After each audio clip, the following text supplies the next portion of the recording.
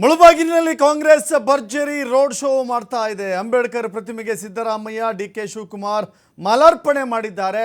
ಕಾಂಗ್ರೆಸ್ ಅಭ್ಯರ್ಥಿಗಳ ಪರವಾಗಿ ಮುಖ್ಯಮಂತ್ರಿಗಳು ಹಾಗೂ ಉಪಮುಖ್ಯಮಂತ್ರಿಗಳು ಜಂಟಿ ಪ್ರಚಾರ ಆರಂಭ ಮಾಡಿದ್ದಾರೆ. ಮುಳಬಾಗಿಲಿನಲ್ಲಿ ಕಾಂಗ್ರೆಸ್ ಶಕ್ತಿ ಪ್ರದರ್ಶನ. ಕೋಲಾರ ಕ್ಷೇತ್ರದ ಮುಳಬಾಗಿಲು ಬಹುದೊಡ್ಡ ಮಟ್ಟದ ಕಾಂಗ್ರೆಸ್ ಶಕ್ತಿ ಪ್ರದರ್ಶನಕ್ಕೆ ವೇದಿಕೆಯಾಗಿ ಕಾಣಸಿಗ್ತಾ ಇದೆ. ಮುಖ್ಯಮಂತ್ರಿಗಳು ಉಪಮುಖ್ಯಮಂತ್ರಿಗಳು ರೋಡ್ ಶೋ. ಈ ವೇಳೆ ಸಾಕಷ್ಟು ಜನ ಭಾಗವಹಿಸಿದ್ದಾರೆ. ಬಿಸಿಲನ್ನು ಲೆಕ್ಕಿಸಿಲ್ಲ. ಕಾಂಗ್ರೆಸ್ ರೋಡ್ ಶೋಗೆ ಜನರ ಸಾಗರದ ರೀತಿಯಲ್ಲಿ ಹರಿದು ಬಂದಿದೆ. ಕಾಂಗ್ರೆಸ್ ಅಭ್ಯರ್ಥಿ KV ಗೌತಮ್ ಪರ CM DCM ಪ್ರಚಾರ ಮಾಡಿದ್ದಾರೆ. ಮಲ್ಲಿಕಾರ್ಜುನ ಖರ್ಗೆ, ರಾಹುಲ್ ಗಾಂಧಿ, ಸಿದ್ದರಾಮಯ್ಯ ಕೈ ಬಲಪಡಿಸಬೇಕು ಎನ್ನುವ ನಿಟ್ಟಿನಲ್ಲಿ ನಮ್ಮ ಪ್ರಜ್ಞಾವಂತ ಅಭ್ಯರ್ಥಿಗೆ ಮತ ನೀಡಿ ಅಂತ ಹೇಳಿ DK ಶಿವಕುಮಾರ್ ಮತಯಾಚನೆ ಮಾಡಿದ್ದಾರೆ. ರೋಡ್ ಶೋ ವೇಳೆ DK ಶಿವಕುಮಾರ್ ಅವರಿಗೆ ನೇಗಿಲನ್ನು ಕೊಟ್ಟಿದ್ದಾರೆ ಅಲ್ಲಿನ ಕಾರ್ಯಕರ್ತರು. ಅದರ ಮೂಲಕ ಕಾಂಗ್ರೆಸ್ ಈ ಒಂದು ಬೃಹತ್ ಸಮಾವೇಶಕ್ಕೆ ಸಾಕ್ಷಿಯಾಗಿದೆ.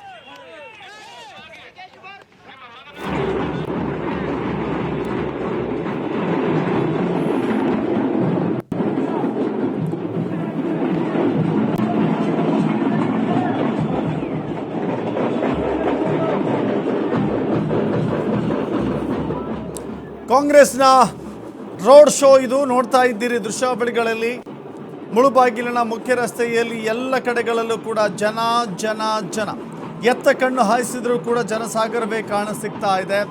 CM Siddaramaiah, DCM DK Shivakumar ಈ ರೋಡ್ ಶೋನಲ್ಲಿ ಭಾಗವಹಿಸಿದ್ದಾರೆ. ರೋಡ್ ಶೋನಲ್ಲಿ ಕೇವಲ ಕೋಲಾರ ಚಿಕ್ಕಬಳ್ಳಾಪುರ ಕ್ಷೇತ್ರದ ಜನ ಮಾತ್ರವಲ್ಲ, ಬೇರೆ ಬೇರೆ ಕಡೆಗಳಿಂದಲೂ ಕೂಡ ಕಾರ್ಯಕರ್ತರು ಅಲ್ಲಿಗೆ ಹರಿದು ಬಂದಿದ್ದಾರೆ.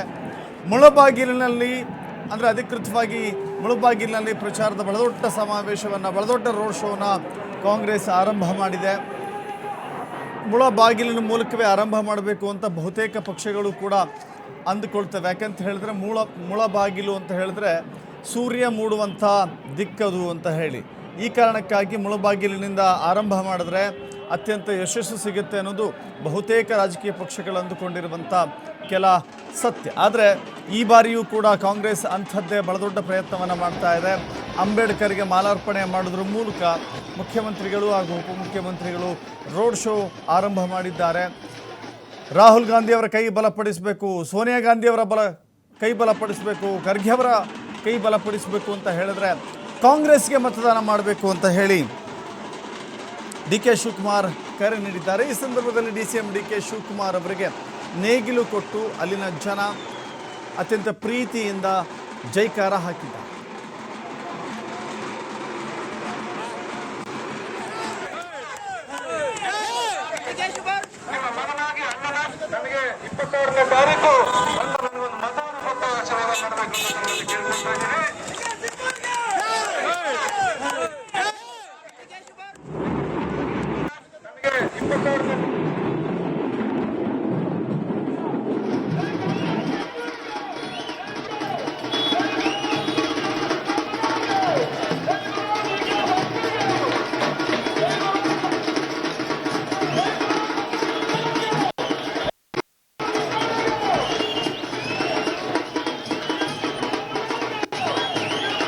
ಈ ಬಾರಿಯ ಲೋಕಸಭೆ ಚುನಾವಣೆಯಲ್ಲಿ ಜಿದ್ದಾಜಿದ್ದಿ ಇದೆ. ಕಾಂಗ್ರೆಸ್ ವರ್ಸಸ್ ಮಿತ್ರ ಪಕ್ಷಗಳು ಎದುರಾಳಿಗಳಿಗೆ ನಿಲ್ಲುವಂಥ ಸಂದರ್ಭ ಇದು. JDS ಹಾಗೂ BJP ಮೈತ್ರಿ ಪಕ್ಷ ಇಲ್ಲಿ ಕಣಕ್ಕಿಳಿತಾ ಇದೆ. 28 ಕ್ಷೇತ್ರಗಳಲ್ಲೂ ಕೂಡ ಮೈತ್ರಿ ಅಭ್ಯರ್ಥಿಗಳಿದ್ದಾರೆ. ಕಾಂಗ್ರೆಸ್ ರಾಜ್ಯದಲ್ಲಿ ಅಧಿಕಾರವನ್ನು ಸ್ಥಾಪಿಸಿದೆ. ಅಧಿಕಾರವನ್ನು ಬಲುತವಾಗಿ ಸ್ಥಾಪಿಸೋದ್ರ ಮೂಲಕ ಒಂದು ಬಹಳ ದೊಡ್ಡ ಗ್ಯಾರಂಟಿಗಳ ಶಕ್ತಿಯನ್ನು ಕೂಡ ಧಾರೆ ಎರಿತಾ ಇದೆ. ಈ ಬಾರಿಯ ಚುನಾವಣೆ ರಾಜ್ಯದ ಪಾಲಿಗೆ ಬಹಳ ದೊಡ್ಡ ಮಟ್ಟಕ್ಕೆ ಕಾಂಗ್ರೆಸ್ಗೆ ಬಹಳ ಒಂದು ರೀತಿಯ ಅಗ್ನಿ ಪರೀಕ್ಷೆ ಇದು. ವಿಧಾನಸಭೆಯಲ್ಲಿ ಅಧಿಕಾರ ಗಳಿಸಿಕೊಂಡು ಲೋಕಸಭೆಯಲ್ಲೂ ಕೂಡ ಅಧಿಕಾರ ಸ್ಥಾಪಿಸಬೇಕು ಅಂತ ಹೇಳಿ ರಾಷ್ಟ್ರ ಮಟ್ಟದಲ್ಲಿ ಚಿಂತನೆ ನಡೆಯುವಾಗ ಕರ್ನಾಟಕದಿಂದಲೇ ಬಹಳ ದೊಡ್ಡ ಶಕ್ತಿಯನ್ನು ನೀಡಬೇಕು ಅನ್ನುವ ಯೋಚನೆಯನ್ನು ಕಾಂಗ್ರೆಸ್ ನಾಯಕರು ಇಟ್ಕೊಂಡಿದ್ದಾರೆ. ಹೀಗಾಗಿ ಈ ಬಾರಿಯ ಚುನಾವಣೆಯನ್ನು ಕಾಂಗ್ರೆಸ್ ಅತ್ಯಂತ ನಾಜೂಕಾಗಿಯೇ ಹ್ಯಾಂಡಲ್ ಮಾಡ್ತಾ ಇದೆ. ಕರ್ನಾಟಕದಲ್ಲಿ ಅತಿ ಹೆಚ್ಚು ಸೀಟುಗಳನ್ನು ಗೆಲ್ಲುವ ಎಲ್ಲ ತಯಾರಿಯನ್ನು ಕಾಂಗ್ರೆಸ್ ಮಾಡಿಕೊಂಡಿದೆ. ಗ್ಯಾರಂಟಿಗಳ ಭಾಗದಲ್ಲಿ ಕೂಡ ಯೋಚನೆ ಮಾಡಬೇಕಾಗತ್ತೆ. 5 ಗ್ಯಾರಂಟಿಗಳನ್ನು ಅಧಿಕಾರಕ್ಕೆ ಬರುವ ಮುಂಚಿತವಾಗಿ 5 ಗ್ಯಾರಂಟಿಗಳನ್ನು ಘೋಷಣೆ ಮಾಡಿತ್ತು ಕಾಂಗ್ರೆಸ್. ರಾಜ್ಯದಲ್ಲಿ ಅದನ್ನು ಇಂಪ್ಲಿಮೆಂಟ್ ಮಾಡಿದೆ.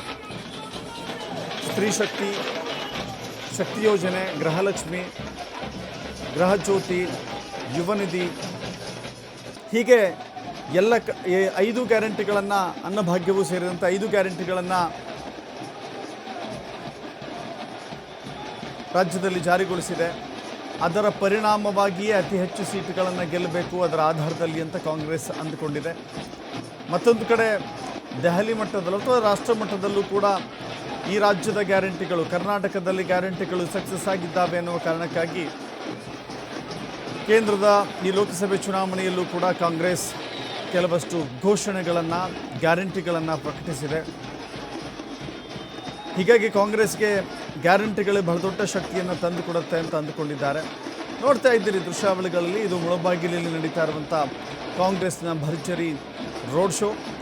CM Siddaramaiah, DCM DK Shivakumar, Kolar ಉಸ್ತುವಾರಿ ಸಚಿವ ಭೈತ್ಯ ಸುರೇಶ್, ಹೀಗೆ ಅನೇಕ ಕೋಲಾರದ ನಾಯಕರು ಭಾಗವಹಿಸಿದ್ದಾರೆ. ಹೇಳಿ ಕೇಳಿ ಕೋಲಾರವನ್ನು ಗೆಲ್ಲಬೇಕು ಅನ್ನುವ ಬಹಳ ದೊಡ್ಡ ಸಿದ್ಧತೆಯಲ್ಲಿದ್ದಾಗಲೂ ಕೂಡ ಕೆಲವಷ್ಟು ವಿವಾದಗಳು ಕೂಡ ಸೃಷ್ಟಿಯಾಗಿತ್ತು. ಅಭ್ಯರ್ಥಿಯ ಆಯ್ಕೆ ವಿಚಾರದಲ್ಲಿ ಸೃಷ್ಟಿಯಾದಂಥ ವಿವಾದವೂ ಕೂಡ ತಣ್ಣಗಾಗಿದೆ.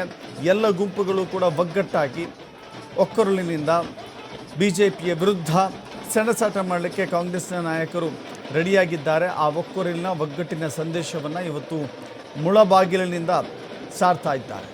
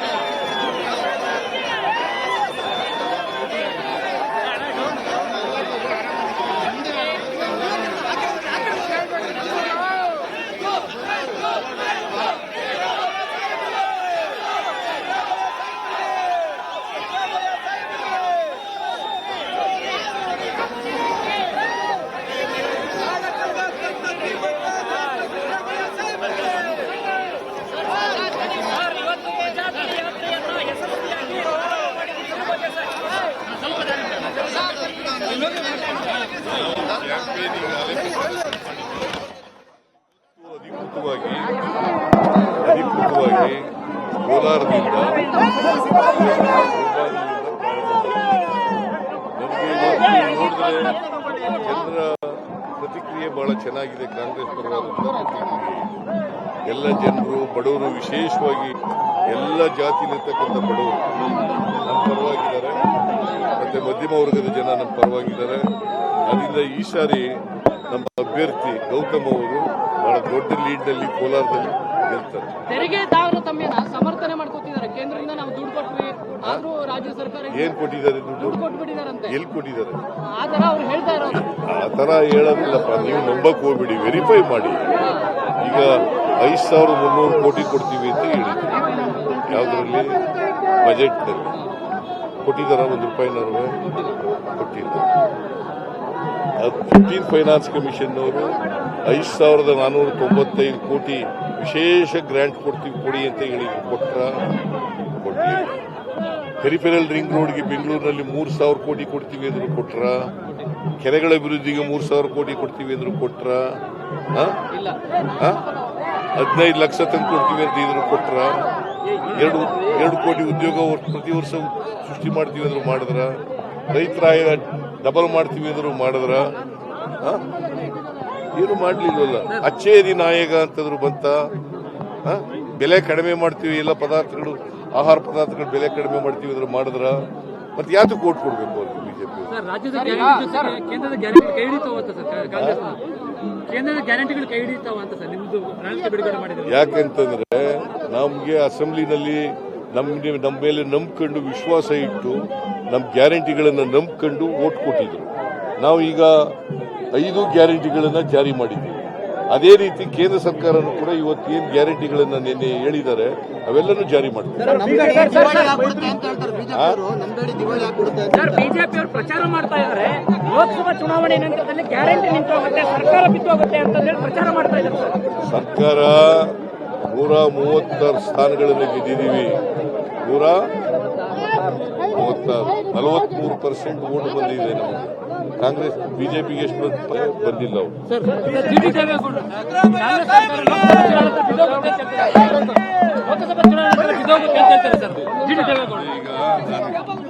ಹೇಳಕ್ ಹೋಗಲ್ಲ, ನನ್ನ ಬಗ್ಗೆ ಅವ್ರ ಬಗ್ಗೆ ಮಾತಾಡಕ್ ಹೋಗಲ್ಲ ಬಿಡಪ್ಪ.